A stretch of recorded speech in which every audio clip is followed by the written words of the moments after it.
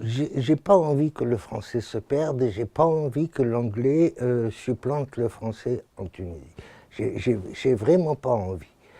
Parce que l'anglais est la langue de l'impérialisme. C'est la langue des droits de l'homme, c'est la langue des Lumières, c'est la langue de Voltaire, c'est la langue de Diderot, c'est la langue de la Révolution. Qu'est-ce qu'on veut faire de cet anglais? La civilisation anglo-saxonne ne nous apportera rien. Au contraire, la civilisation anglo-saxonne, c'est marche ou crève. Je trouve que c'est une langue littéraire qui est très très belle, c'est une langue poétique, c'est une langue sonore, c'est la langue de l'éloquence et même de la grandiloquence, mais ce n'est pas la langue pratique. La langue pratique, c'est le tunisien. Nous sommes tunisiens, nous parlons tunisien. Que quand on me dit l'arabe, c'est la langue du Coran, je dis oui, certes, à ce moment-là de l'histoire, il y a 14 siècles de ça. D'accord? Mais après, je crois qu'il faut la faire, qu'il est nécessaire de la faire et qu'il est urgent de la faire. Parce que ce n'est pas seulement la langue, c'est ce qu'elle véhicule. Moi, si j'avais le pouvoir, je ne l'ai pas. Heureusement d'ailleurs. Hein, parce que moi, au pouvoir, je ne pense pas que ça marcherait. Mais je remettrais le français, qui était déjà avant Mzali, en première année scolaire. Je ne comprends pas où il est le problème. Où est le problème?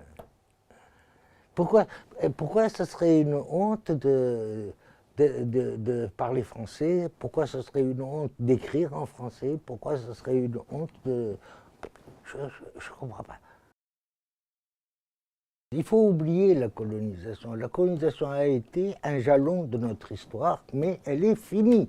C'est une page fermée, c'est une parenthèse qui a été fermée. Ça a duré 75 ans. Bon, mais ce n'est pas la première fois qu'on a été colonisé. Les Romains nous ont colonisés pendant 4 siècles, on n'en est pas mort. Hein? C'est absolument scandaleux. On dirait qu'il n'y a pas de culture francophone en Tunisie. On en revient à l'étude du français. On dirait que ça n'existe pas. Exemple, pour le ministère de la Culture, nous n'existons pas. Il n'y a pas de littérature francophone. Tous les auteurs attendent de leurs concitoyens qu'ils les reconnaissent. Je la tunisianise, moi, la langue. Je la fais rentrer dans mon patrimoine, je la fais rentrer dans ma tête, je la fais rentrer dans mon écriture, elle est dans mon écriture, on ne peut pas se tromper.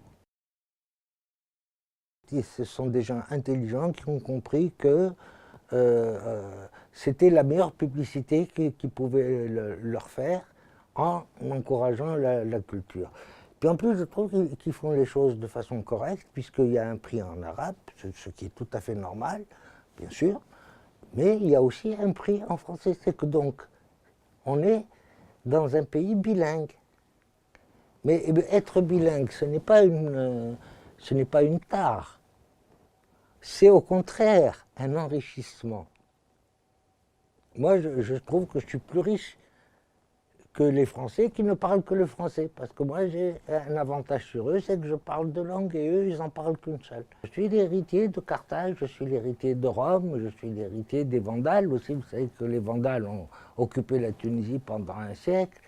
Je suis l'héritier de Byzance, je suis l'héritier de l'Empire ottoman. Après, il y a eu le protectorat et j'en suis l'héritier aussi.